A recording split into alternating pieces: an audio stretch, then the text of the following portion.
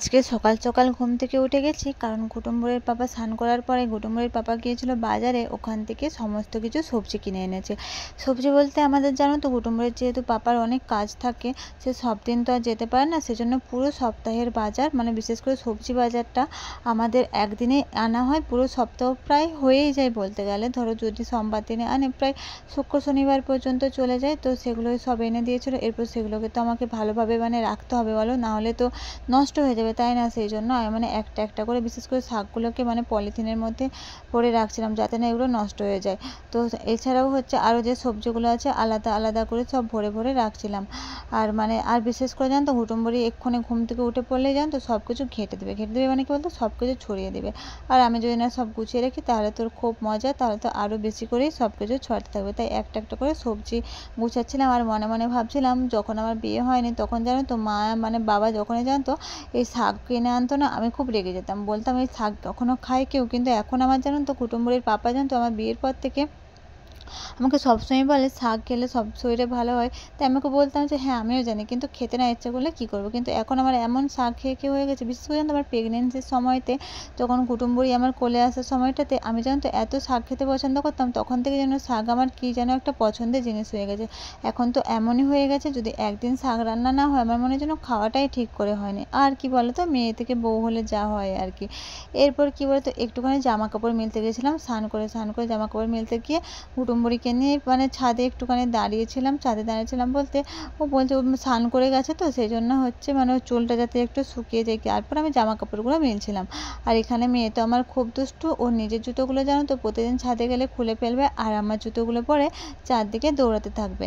আর দুষ্টুমি তো সাথে আছে। ও জানো তো কী করছিল, একটা তামিল আন্টি তার সাদা সাদা জিনিসগুলো মিলে গেছে, ওগুলোকে জানো তো হাত দিয়ে ধরে টানার চেষ্টা করছো। তাই জন্য বললাম তুমি ওইদিকে যাও। আর ওর হাতে যেহেতু ধুলো আছে না, সাদা জিনিস না লেগে গেলে একদম অপরিষ্কার হয়ে যাবে, যেহেতু ওটা লোকের জিনিস, সেই জন্য হয়তো তারা কিছু বলবে না। তামিল আন্টি তো ওকে খুবই ভালোবাসে, কিন্তু আমার যেন তো কেমন জানি একটা লাগে, তারা অনেক কষ্ট করে সব কিছু ধুয়ে দিয়ে গেছে, তাই না?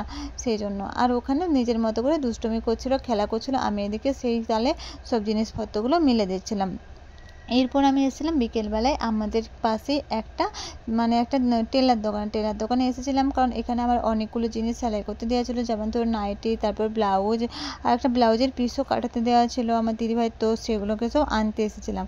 আনতে এসে আবার দেখাচ্ছিলো দিদিভাই জানো তো, দিদিভাইয়ের বাড়ি যেই টেলার দোকানটা যা দেখতে পাচ্ছ না, ওই দিদিভাইটা, তার বাড়ি উড়িষ্যাতে।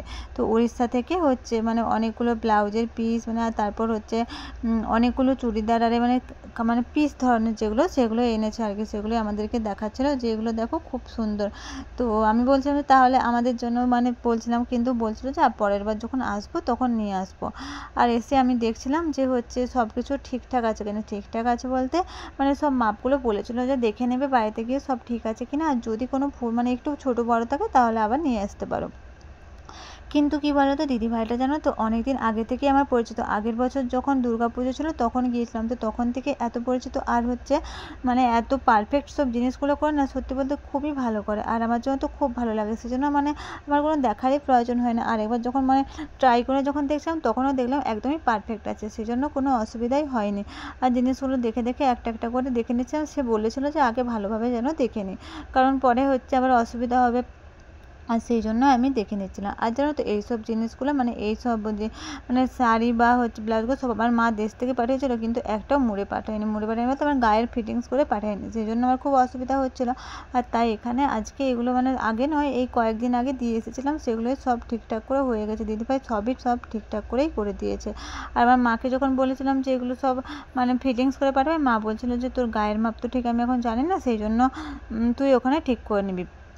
আর সামনেই জানো তো দুর্গাপুজো চলে এসছে, তার জন্যও তো সব কিছু রেডি করে রাখতে হবে না। আর যখন তখন নতুন ড্রেস কেনা হবে, তো তখন পরের কথা তো পরে আছে, তো আগে যেগুলো আছে সেগুলো ঠিক করে নেবো। আর হ্যাঁ, সামনে আবার বিশ্বকর্মা পুজোও আসছে আমাদের এখানে, জানো তো বাঙালিতে বা বিশেষ করে আমাদের যাদের এখানে সোনার দোকান আছে তাদের কাছে জানো তো দুর্গাপুজোর থেকেও আমাদের বিশ্বকর্মা পুজোটা না খুব বেশি ইম্পর্টেন্ট।